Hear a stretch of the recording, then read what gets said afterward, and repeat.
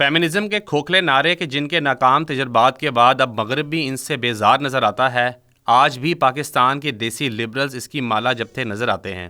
Jio news کے programme میں بے نظیر شاہ کے سامنے ایک سروے رکھا گیا جس کے مطابق جین زی بھی تمام تر فیصلوں میں آخری اختیار مرد کا سمجھتی ہے۔ اس حوالے سے بے نظیر شاہ صاحبہ سے جب سوال کیا گیا تو وہ بھی وہی راگ الاپتی ہوئی نظر آئیں جو ہر دیسی سیکولر لبرل الاپتا ہے۔ بے نظیر، آپ سے سوال ہو رہا ہے، اپسوس کا ایک گلوبل سروے تھا جس میں سامنے آیا ہے کہ جین زی میں یہ رجحان پایا جا رہا ہے کہ زیادہ تر مرد یا آدمی ابھی بھی عورت کے شوہر کے تابع ہونے کو ٹھیک سمجھتے ہیں اور یہ سمجھتے ہیں کہ جو اہم فیصلے ہیں ان میں آخری رائے مرد کی ہی ہونی چاہیے۔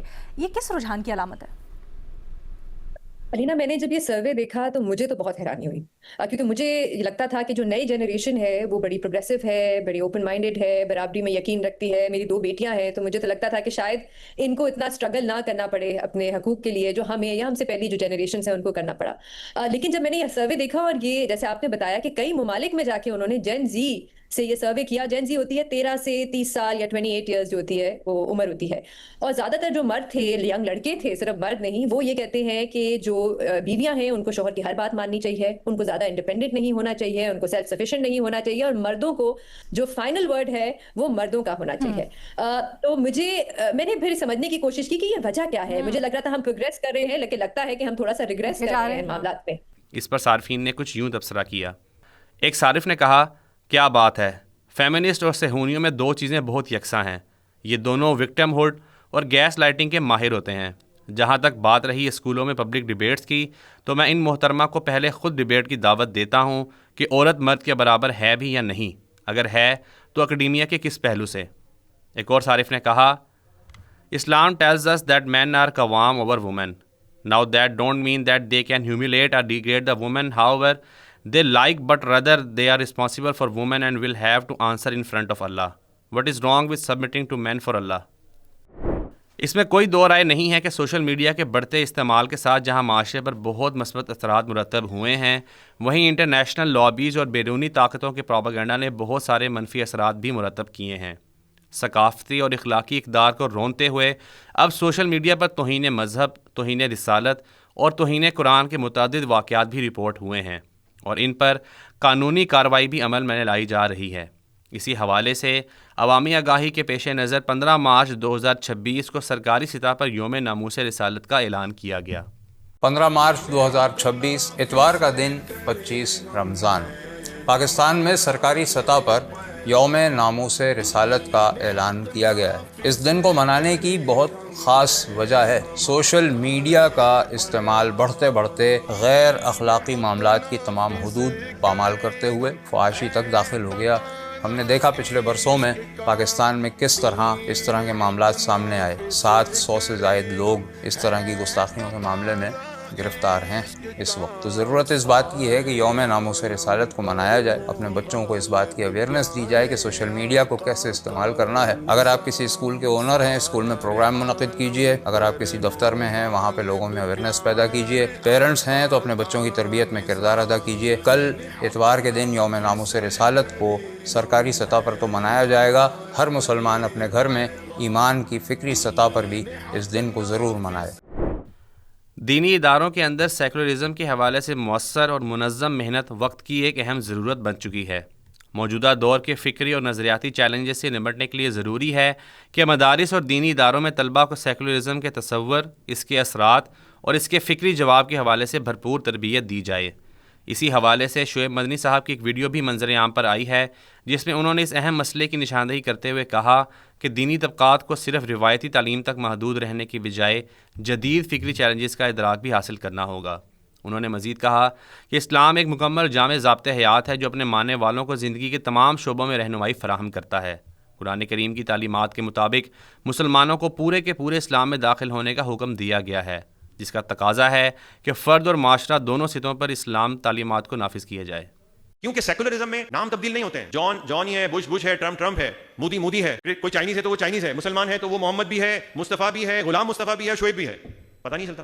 لیکن یہ سب لامذہب ہے، کیونکہ وہ آرگنائز ریلیجن کو قبول نہیں کرتے، وہ کسی دین کے ماننے والے نہیں رہتے، اور ان کی دعوت یہ ہوتی ہے کہ ہم آزاد ہیں، ہم برابر ہیں، اور ہمارے لیے ترقی کے راستے کھلنے چاہیے، ہم پروگریسو بننا چاہتے ہیں، ہمیں ترقی کرنی ہے، یہ ہمارا مشن ہے، یہ ہمارا مقصد ہے۔ غیر محسوس انداز سے آپ مجھے بتائیں کیا یہی کچھ نہیں ہو رہا؟ آپ کے یہاں تو ماشاءاللہ پالیٹکس پہ بھی بات ہوتی ہے اور باقاعدہ یہاں سے پارٹیسپیٹ بھی کیا جاتا ہے، آپ تو اس میں پورے طور پہ شریک ہیں، لیکن کیا آپ سمجھتے ہیں کہ ہمارے پاکستان کے تمام مدارس جو ہے اس پہ کام کر رہے ہیں یا اس مشن کے لیے افراد تیار کر رہے ہیں؟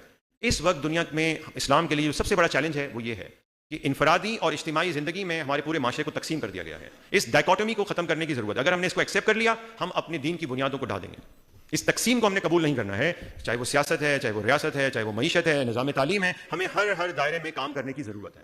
اور میں امید کرتا ہوں کہ یہاں سے جو فارغ التحصیل علماء ہیں، یہاں کے جو طلبہ ہیں، وہ اس مشن کے ساتھ اٹھیں گے، کھڑے ہوں گے اور اس آواز کو بلند کریں گے کہ ہم نے یہ ڈائکوٹمی، اس تقسیم کو ختم کرنا ہے۔ اسلام، قرآن ہمیں یہی بتاتا ہے، ادخلوا فی السلم کافہ، اسلام میں پورے کے پورے داخل ہونا ہے۔ یہ نہیں ہو سکتا کہ میں مسجد میں تو مسلمان ہوں، رمضان میں تو مسلمان ہوں، مکہ مدینہ میں تو مسلمان ہوں، مدرسے میں تدریس کے وقت تو مسلمان ہوں، لیکن جب بازار میں جاؤں تو کیپٹلسٹ بن جاؤں، جب میں معاشرے کے اندر اپنی رسم و رواج کے اندر لبرل بن جاؤں، اب جب میں پارلیمنٹ میں جاؤں تو سیکولر اور کیپٹلسٹ بن جاؤں۔ یہ نہیں ہو سکتا، یہ قابل قبول نہیں ہے، یہ دین کے ساتھ وفاداری نہیں ہے۔ اگر کسی کو اس میں کوئی ابہام ہے تو اس ابہام کو دور کر لے کہ وہ یہ کہتا رہے کہ میں غیر سیاسی ہوں اور میرا تو ان چیزوں سے کوئی تعلق ہی نہیں ہے، وہ ایک کامل مسلمان نہیں ہو سکتا۔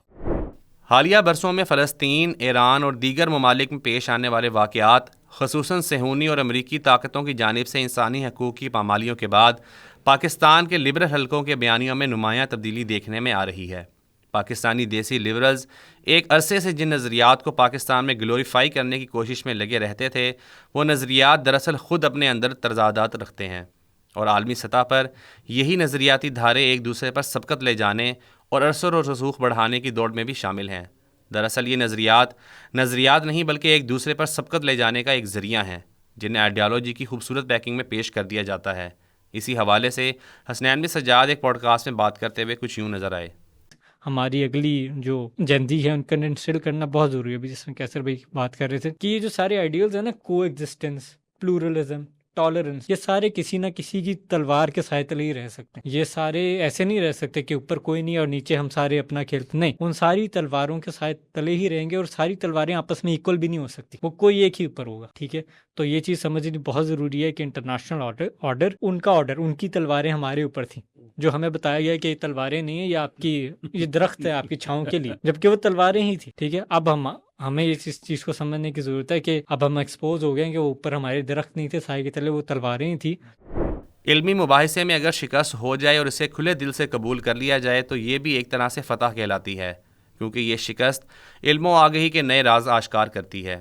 لیکن دیسی لبرل ہوں اور وہ شکست قبول کر لیں، ایسا ممکن نہیں۔ نہ صرف شکست سے بھاگتے ہیں بلکہ کھلی منافقت سے بھی باز نہیں آتے۔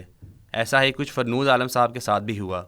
ٹی سی ایم پر بلاسفیمی کیسز کے حوالے سے کی جانے والی ڈیبیٹ میں کیسر احمد راجہ صاحب کے ہاتھوں ہونے والی عبرت ناک شکست کے باوجود فرنود عالم صاحب کھسیانی بلی کی طرح کھمبا نوچتے دکھائی دیتے ہیں۔ فرنود صاحب، پچھلے دنوں آپ کی ڈیبیٹ ہوئی تھی کیسر راجہ صاحب سے، اس کے بارے میں بریفلی بتائیں گے کیسی رہی وہ؟ کی طرح ایک ڈیبیٹ تھی جس کے اندر بات ہوئی، ہم نے اپنا پوائنٹ رکھا، انہوں نے اپنا پوائنٹ رکھا، بس دیٹس اٹ، اور وہ جیت گئے اور ہم ہار گئے۔ ارے فرنود بھائی، اگر آپ نے اپنی بات رکھ دی، میں نے اپنی بات رکھ دی، اور تنزیہ طور پہ کہ ٹھیک ہے جی وہ جیت گئے ہم ہار گئے اینڈ سو فورتھ، مجھے یہ بتائیے ٹی سی ایم پہ کیوں پابندی لگائی ہوئی ہے آپ نے؟ میں ان سے کہہ کہ مجھے ان ایڈیٹڈ ورژن دیں، وہ ڈیبیٹ ہم باقی ساری دنیا کو تو دکھائیں جہاں سے انہوں نے بلیپ آؤٹ کیا ہوا ہے، وہ آگے سے کہتے ہیں فرنود عالم صاحب نہیں مان رہے ہیں۔ تو حضور، آپ نے اپنی بات کی، میں نے اپنی بات کی، میں بھی تو یہی کہہ رہا ہوں، مہربانی کریں، ذرا پبلک انٹرسٹ کا معاملہ ہے، ٹی سی ایم والوں سے یہ پابندی ہٹائیں تاکہ دنیا کو پتہ چلے اصل میں ہوا کیا تھا۔